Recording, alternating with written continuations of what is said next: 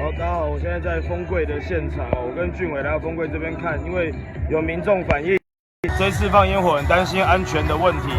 现在活动已经刚结束了，但是你们可以看到，哦，现在海上的这个火光点，就是船烧起来的痕迹。哦，现在正在扑灭中的样子，非常危险哦，因为刚刚有一度这个烟火是打歪的，烧到整个船身的部分。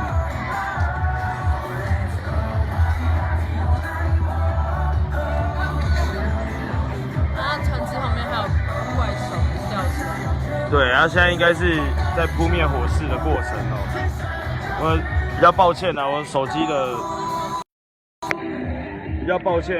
画质没有很好，就是没办法清楚的指出来那个位置，就是现在这个位置是有船身烧起来的问题。对，在金华店的正前方哦，大家看到人潮已经散去了哦。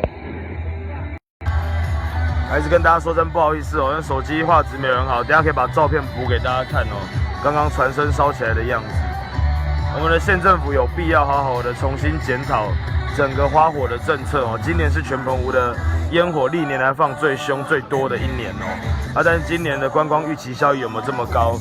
刚刚我们的陈县长在台上哦，他致辞的时候也说，他会放这场烟火是因为很多人在反映哦，就是在花火节的部分，马公会放、七美会放、望安会放、西屿会放，好像都没有来到这个郊区其他地方放。那为了要满足大家，所以要来这边放烟火哦。那这样子的公共预算的分配是不是合理的？我们是抱持了非常非常强烈质疑的态度哦。毕竟大家都知道澎湖是一个穷县。那今年的花火放了之后，它有没有带来观光人潮？其实从观光业者的反应也都很清楚知道答案哦。那在最后这里呢，我跟大家预告一下，在今年的政见发表会上，我会特别的来谈我们对花火节的态度跟主张哦。